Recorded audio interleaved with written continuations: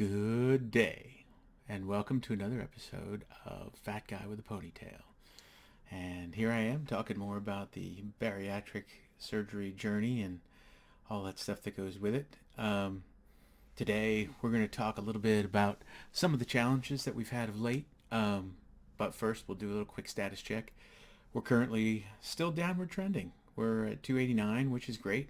280 anything is something I haven't seen in a really long time. Jeans, I've got the one pair of jeans that I got on that are left out of my collection O jeans. That's also fitting loosely, so I guess I got to get another pair of jeans at some point. I'm trying to put it off. Again, I think last time we chatted, I've got this magical 46 size in mind, only because I have like three pairs of that size. I don't have any jeans in that size, but at least I think I'll hover around there. I don't think we're going to see any radical weight loss. We're averaging, I forget, my phone would tell me, but I want to say it's like 20 pounds a month, maybe something like that. It's not really quite a pound a day, but it's somewhere between, a little bit worse than that, but not terrible. Still pretty aggressive. And I'm not doing everything that I should do.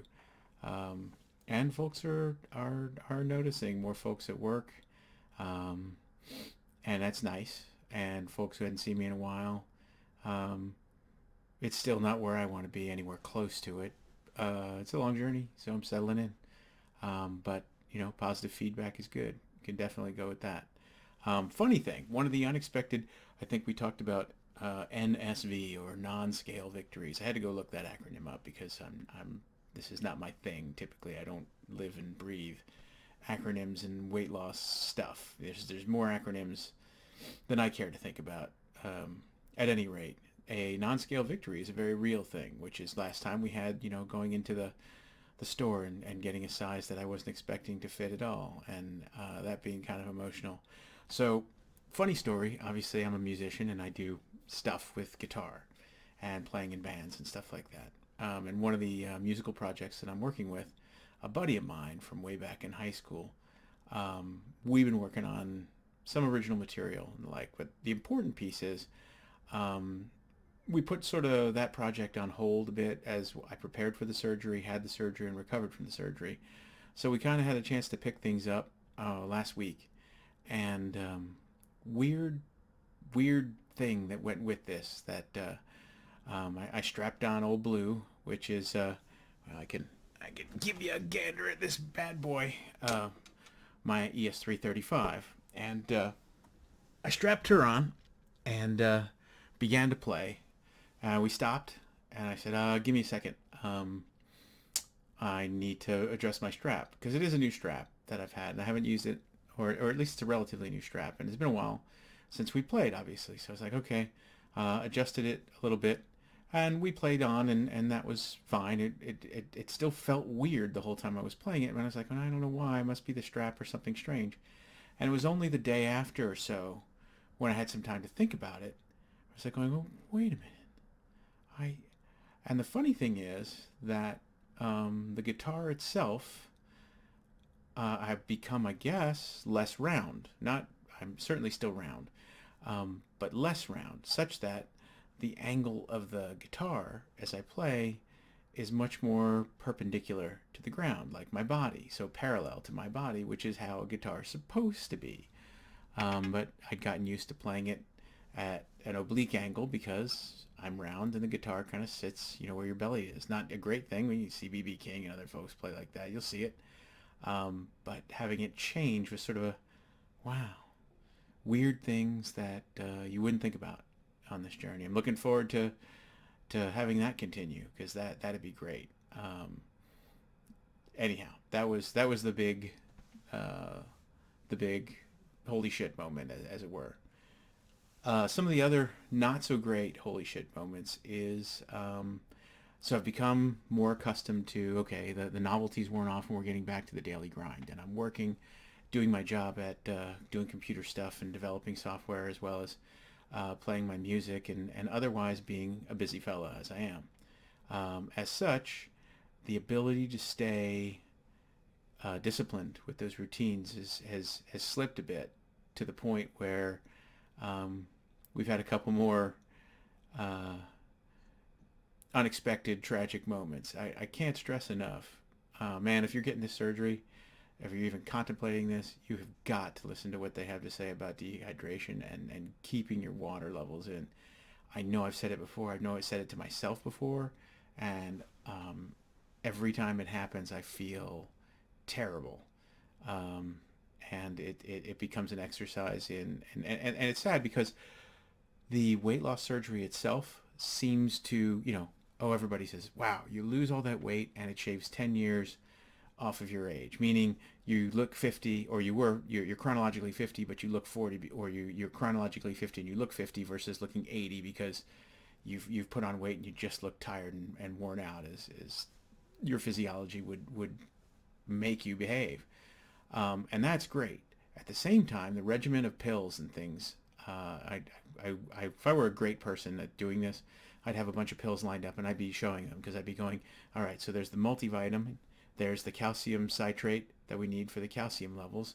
Now, because we've got to stay regular, we've got to make sure that we get at least a Dulcolax or Miralax daily dose in. So we've got to keep things soft. Otherwise, there's pain and agony and clenching, and it's not a good thing. And also got to get your fiber in. So a little dose of Metamucil is going to be on your universe. And that's where it starts to feel like I'm 80 because the regimen of pills and additional stuff that has to happen is a bit tragic. And we go back to that meme, right? That it's like pills and surgery or lifestyle change. And it's hard not to when you're feeling a little bit of despair to feel like that's a certain element of your life that you may not have wanted to choose. Um, it's okay on some level though. I'm trying to frame this in a different way because what I haven't done a lot of, and I may have talked about this in previous episodes, but it is hard to take care of yourself. Um, and we're just saying basic regular maintenance. And I guess that goes true with pretty much anything else. You can drive a car around and you could check the oil and that's the basics, but to really take care of it, to stay on top of that maintenance, it's an active effort. It's going through all that stuff and that's really kind of the place where I need to do a better job. I am doing a better job than I have in the past, but it's really not good enough. So we're working on strategies to get these regimens more built in. I've got alarms on my phone. They go off, and I'm just busy a lot. And I've tried to keep things accessible to me. I've got my protein at work as well as at home. Um, and I get so lost in trying to do stuff that this idea that I got to spend 30 minutes just focusing on eating and taking my time is sometimes difficult. It's like, okay, yeah, I got it. I chew 30 times. Yeah, but you're still shoveling in food at a rate that your body can't keep up. And then what happens next is a lot of pain and agony. And I got to tell you, it's not a good feeling. It is again back to the mother of all panic attacks and heart attack for an hour or two while you try to struggle. I mean, just I want to say Friday of this week, I went to a friend's birthday party, and I was good. I gave myself, I drank as much as I could before we ordered some food out in the restaurant. Always a challenge. And we thought, all right, I'll try wings, but I'll take it slow. And it looks like they have Maryland crab soup. Funny thing, an ingredient in a lot of tomato-based soups is potato.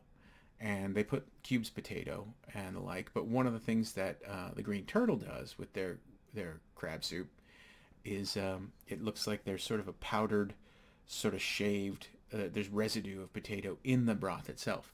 So it's not as easy as basically going, I just won't eat the potatoes in the broth. But once you've consumed the broth, it's essentially contaminated for you. And I discovered that, unfortunately, well, fortunately quickly, but unfortunately as a side effect of having already consumed it and had to leave the party to get a lot of air and do a lot of walking and keep myself from puking because it was really unpleasant. So there's that is the challenge of eating out. I think the wings are okay, but again, I seem to have developed a pretty strong sensitivity to fat. So fatty things, like I tried a piece of bacon. I think I mentioned that before. If I didn't, I did. And I had just a bite, let it settle. Instant, like, man, I'm going to throw up. And recently, last weekend, we went to Hershey Park for a corporate event where we got to hang out. I got to hang out with my kids and their friends and Tanya, and we basically made a day of it.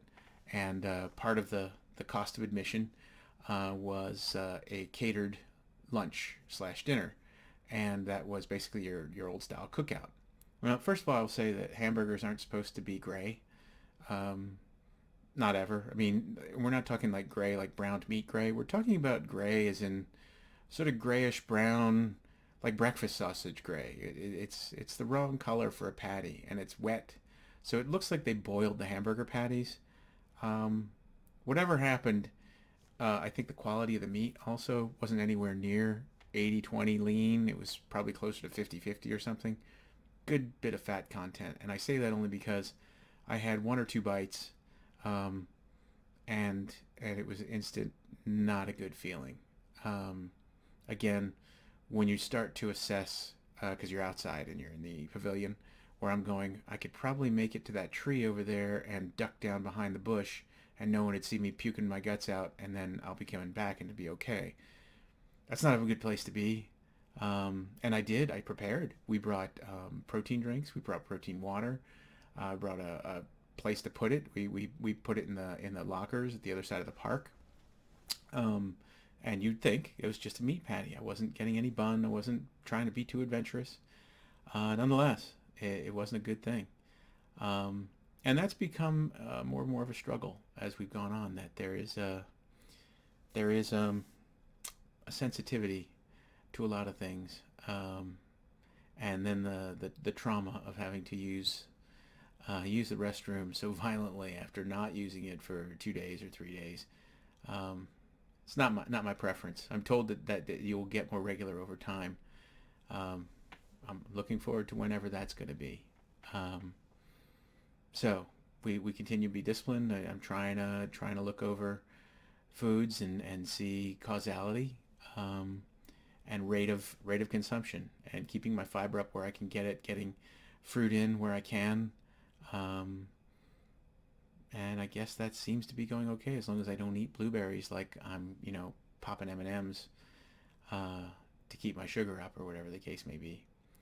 I think another side note with respect to both, I'd say Marcus Hook and social events in general, and I think I may have said this when I came back from the Marcus Hook gig, was there is a strange sort of, well, I'm not allowed to have alcohol and my food menu's short, so my ability to interact socially feels really crippled, and I definitely feel more like an outsider than I have. Um, I won't say ever, but it's a big difference, and I don't know what to do with myself unless I have a guitar in my hand, and even then, um, sometimes that's not possible, like that party, and sometimes that's not really enough because you can't just hide behind that. But finding things to do, finding a way to occupy my time, reading books. It's a weird thing. I don't want to become, I don't think I'm ever going to become Fitness Joe, where it's like I don't need something to do, so I'm going to do push-ups or sit-ups. You never know. I think Uncle Joe did that for a while. And it could happen out of sheer boredom and nothing else left to do. But I tried doing a push-up. I think I did one. So clearly, that's on the list of things we need to get happening, which is the gym. Which leads me to my next point, which is not going. And not going has a lot to do with um, people and waiting on a machine to get on one, and the gym not being terribly close but still close enough. Now I'm changing employers, so uh, I am going to have to change gyms anyway, and so I get a chance to make a better choice if there is such a thing. Um, One of the things I'm considering, and I know that a lot of folks do this, is get home gym equipment of some kind, be it a rowing machine, elliptical, yada, yada, yada, yada, and it ultimately becomes a glorified coat hanger. And I really don't want to see that happen. At the same time, I would really like to put a goal on my calendar, like a 5K, like the turkey trot coming up on Thanksgiving. They do this at the Y all the time. Gives you 30 minutes. You do 30 minutes of running before you go ahead and start the turkey thing. And getting my sister and my mom possibly involved could be fun. But the trick is you've got to actually keep doing it. Like you actually got to go and train. And Couch to 5K is a real thing, and I started that years ago. I want to say probably 2011, maybe even, and didn't get as far as I should have, and that's a bone of contention with at least one friend of mine. Um, at any rate, trying to get back into that and make that happen.